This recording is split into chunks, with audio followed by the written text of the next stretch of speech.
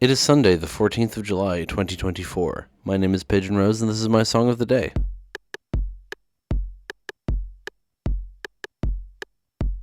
Today we're talking about an artist who I kind of discovered a few times, as so often happens with me. I first heard Phil Elverum's work as a member of the Microphones, which is a band he was in. And they famously have an album called The Glow Part 2. My ex showed me I Felt Your Shape from that album, and I listened to the whole album and liked it, but wasn't like massively gone on it apart from the song I just named. So I didn't revisit it too much except for that song. And then years and years later, the Mount Eerie song Voice in Headphones came up in my Spotify Discover Weekly. That is the song we're talking about today. And I really liked that, but I didn't look up anything about it until way later. And then a guy in my college class, I did a writing degree, and one of our tasks in first year was to write a review of a piece of media, and he wrote a review for the Mount Eerie album A Crow Looked at Me, which had come out pretty recently at that point. And I'm definitely going to talk about songs on that album, so we'll get there. But the point is, it's a really good album. It blew me away, and I was like, oh, I should check out this other guy's stuff.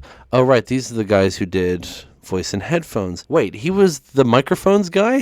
So it was that kind of cascading effect of realizing I knew him already. But the song we are talking about today is Voice in Headphones. I mentioned on Monday that the song Undo by Björk I discovered because a different song interpolates it, and that is this song. So I wanted to show you Undo so you'd be ready for this song, and here we are. I don't think I have much else to say. It's a pretty short song, so we might as well just get into it. Let's listen to it now and then come back in a few minutes and talk about it.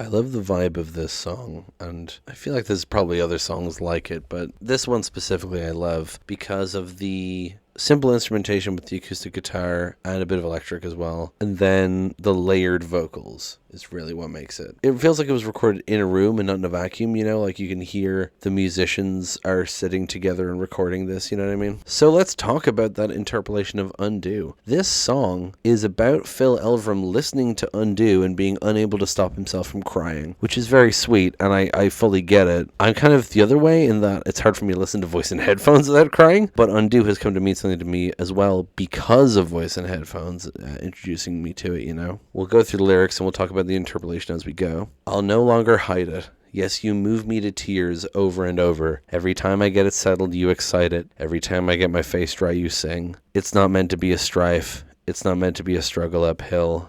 It's not meant to be a strife. It's not meant to be a struggle uphill. So he's saying that every time I listen to this song, it makes me cry. I can't help myself. When I think I've calmed it down and settled everything, and I dry my tears, you sing again that it's not meant to be a strife, it's not meant to be a struggle uphill, and I cry. And even if I don't have, like, as much of a connection to this specific song as Phil does, I completely understand this sentiment for other songs, you know. There are songs that I hear them, I even think about them, or I hear specific lyrics and it gets me all choked up, you know. Of course, I'm talking about it, so I cannot think of a single fucking example. I mean, like, Same Shit Complicated by Kimmy Dawson is an example. For example, Adieu from Cowboy Bebop. That's because of personal memories, though. Oh, actually, I have that with Mount Eerie's album, A Crow Looked at Me, the one that I mentioned that my college friend showed to me. I'll get into the context of that more when I eventually talk about songs from it, but basically Phil Elverum's wife, Geneviève Castre, died of cancer, and he just kept writing things down and recording things here and there, and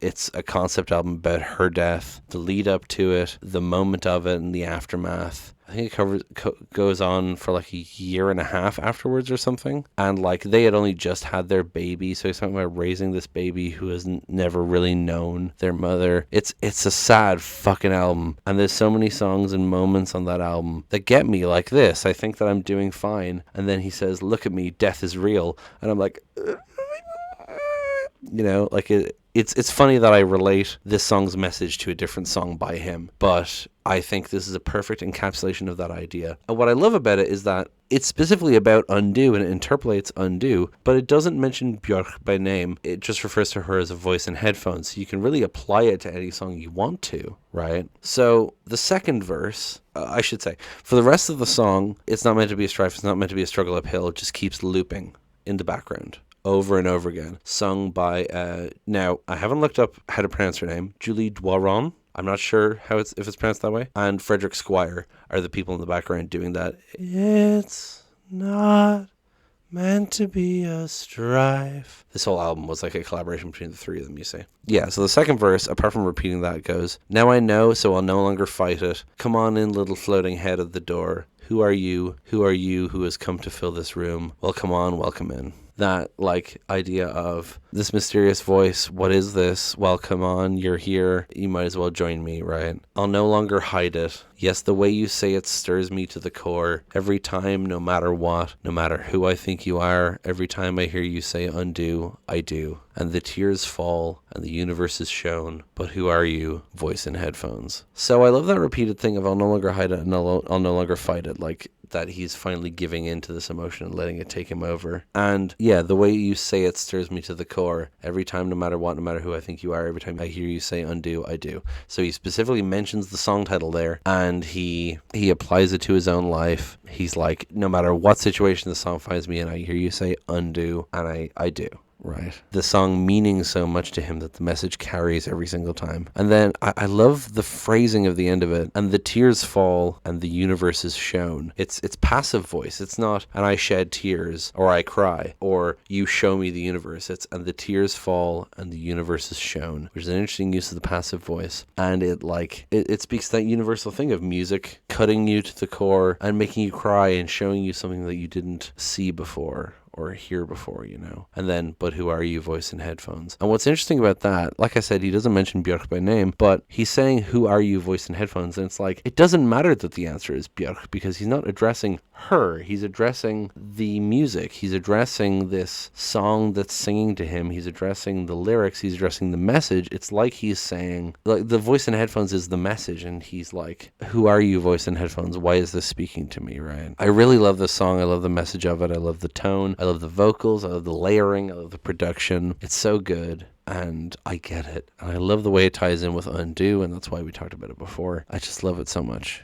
And I hope you enjoyed too. I would recommend you listen to A Crow Looked at Me if you like this, but you gotta be ready for that album, and I'll give fair warning when I cover it on my own show. Oh, I just realized this is future me. I'm cutting back in after recording. I completely forgot to mention there's a really good cover of this song by the artist formerly known as Nulbury, now known as the She Gulls, and it's just a really good cover. It's another reason why I love this song. I will link it below. Please check it out. It's really good and it deserves more attention. Thank you so much. Anyway, that's going to be it for today. And indeed for this week, because it's Sunday. Again, next week, I don't have a specific theme, but I'm going to try and do more kind of like maybe quicker or like electronic or rock-y songs, because not quite as extreme as the heavy week, but this week just ended up being a lot of acoustic songs mostly. So I wanted to kick things back up a notch a bit and bring up the energy. So it'll be a bunch of songs. We'll get there. Thank you so much for listening. Please like, share, comment, tell people, subscribe, do what you gotta do to get the good word out. I don't get paid for this. It's just exposure at this point, but you know, I'll take what I can fucking get. Thank you so much, and I will talk to you tomorrow. Break it down.